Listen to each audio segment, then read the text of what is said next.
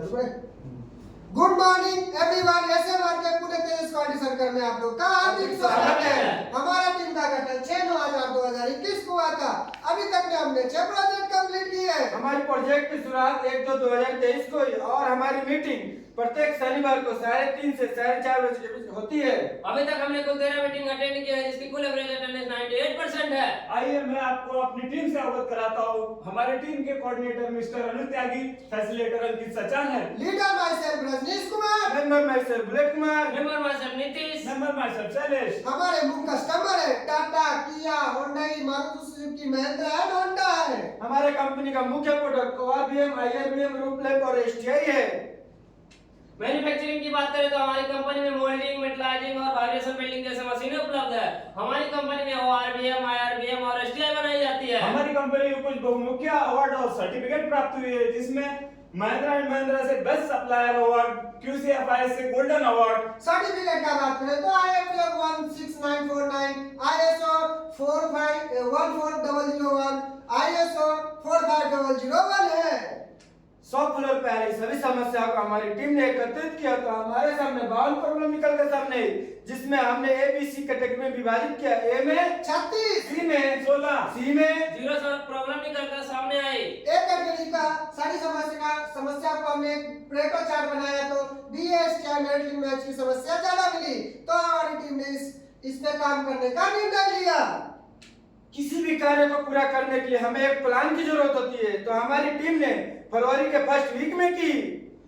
इस समस्या को चुनने का मुख्य कारण था प्रोडक्टिविटी का लॉस होना। इससे हमारा इंटरनल कस्टमर असंतुष्ट था और स्लैब कॉस्ट भी तो बढ़ रहा था। डाउन टाइम भी तो बढ़ रहा था और मोटिवेशन भी तो डाउन हो रहा था। वातावरण भी तो दूषित हो रहा था। आइए हम आपको बताते हैं STI क्या होता है। जब हम एक दिशा से दूसरे दिशा में मोड़ते हैं, उसके लिए हम साइड इंडिकेटर का प्रयोग करते हैं। आइए अब हम बताते हैं कि रेक्टिव नॉइज होता क्या है। जब STI को सेकिंग कंडीशन में हम चेक करते हैं तो उसमें एबनॉर्मल नॉइज आती है, तो हम उसे रेक्टिव नॉइज कहते हैं। आइए मैं आपको बताता हूं कि अगर रेक्टिव नॉइज की समस्या होगी तो हमारे कस्टमर पे क्या इफेक्ट पड़ेगा। जब हम गाड़ी को ड्राइव करते हैं तो मिरर से एक अबनॉर्मल साउंड उत्पन्न होता है, जिससे ड्राइवर का ध्यान भंग हो सकता है और एक्सीडेंट होने की कारण बन सकता है। इस समस्या को डिफाइन करने के लिए हमारी टीम ने 4W1H का सहारा लिया। समस्या क्या थी? BSTI में रेटिंग इससे है। कौन प्रभावित हो रहा था? Internal customer. यह समस्या कब से कहां आ रही थी? यह समस्या फाइनेंस सेक्शन पे आ रही थी। यह समस्या कब से आ रही थी? अगस्त 2022 से आ रही थी। कितने पार्ट रिजेक्ट हो रहे थे? 40 पार्ट रिजेक्ट हो रहे थे। ये रहा हमारे प्रोसेस फ्लो डायग्राम। सर्वप्रथम स्टोर से हम रॉ मटेरियल रिसीव करते हैं, उसके बाद मोल्डिंग पे चाइल्ड पार्ट बनाते हैं, metallizing, sub assembly, vibration welding, एलिंग, लीक एंड लाइट टेस्टिंग करते हैं। उसके बाद हम food testing, PDI, okay part को हम FG में मूव करते हैं और NG पार्ट को स्क्रैप करते हैं।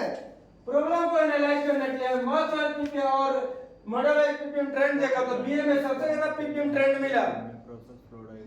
फिर हमने डिफेक्टिव पार्ट का गुड और बैड एनालिसिस किया, जिसमें लाइट गाइड को ओके लाइट गाइड के साथ रिप्लेस करके देखा तो नॉइस आ रही थी। हाउजी को ओके हाउजी के साथ रिप्लेस किया तो फिर भी नॉइज आ रही थी। रिफ्लेक्टर को ओके रिफ्लेक्टर से रिप्लेसमेंट किया तो रेटिंग नॉइज नहीं आ रही थी। PCB को ओके PCB से रिप्लेस किया तो नॉइज आ रही थी। फिर हमने रिफ्लेक्टर टूल के डायमेंशन को वेरीफाई किया तो सभी डायमेंशन एस्पेक्ट के अंदर मिली। इस समस्या का पता लगाने के लिए हमारी टीम ने फिशबोन डायग्राम का सहारा लिया, जिसमें मेन में 5, मोड में, एक, मटेरियल में, 2, मेथड में, 3, एनवायरमेंटल एंड मेजरमेंट में 2 पॉइंट निकलकर सामने आए। मिले हुए पॉसिबल कॉज से रूट कॉज तक पहुंचने के लिए हमने वायरवाई का सहारा लिया। प्रॉब्लम क्या आ रही थी? BSTI में रेटिंग नॉइज आ रही थी। लेकिन नॉइज क्यों आ रही थी? क्योंकि रिफ्लेक्टर के साथ लाइट गाइड फॉल हो रहा था। और क्यों हो रहा था? क्योंकि रिफ्लेक्टर में लाइट गाइड लूज हो रहा था। लूज क्यों हो रहा था? क्योंकि रिफ्लेक्टर और लाइट गाइड के बीच में गैप आ रहा था। गैप क्यों आ रहा था? क्योंकि रिफ्लेक्टर का होल्डिंग लॉक लाइट गाइड को होल्ड नहीं कर पा रहा और था। क्यों नहीं कर पा रहा था? क्योंकि लॉकिंग मैकेनिज्म इनसफिशिएंट था। क्या ये हमारा पहला रूट कॉज है? जी हाँ, ये हमारा पहला रूट कॉज। प्रॉब्लम क्या आ रही थी? BSTI में रेटिंग है।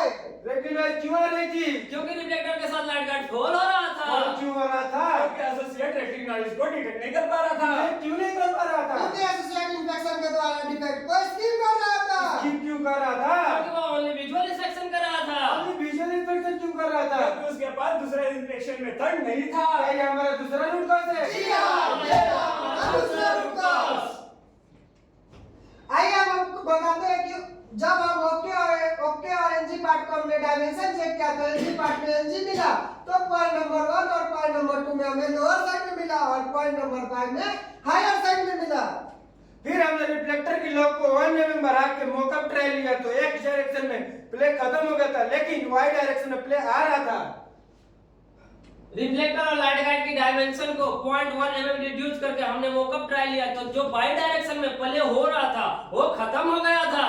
मिले हुए रूट कॉज के सॉल्यूशन के लिए हमारी टीम ने कुछ सुझाव दिए, जिसमें पहला सुझाव यह था कि क्यों ना लाइट गाइड की थिकनेस बढ़ा दी जाए, तो हमने इसे रिजेक्ट किया। क्यों रिजेक्ट किया? क्योंकि रिफ्लेक्टर में लाइट गाइड का फिटमेंट हार्ड हो रहा था। दूसरा सुझाव हमारा यह था क्यों ना हम रिफ्लेक्टर की रॉकिंग हाइट को बढ़ा दे, तो हमने एक्सेप्ट किया। इसे क्यों एक्सेप्ट किया? क्योंकि एक्स डायरेक्शन की प्ले की समस्या खत्म हो रही थी।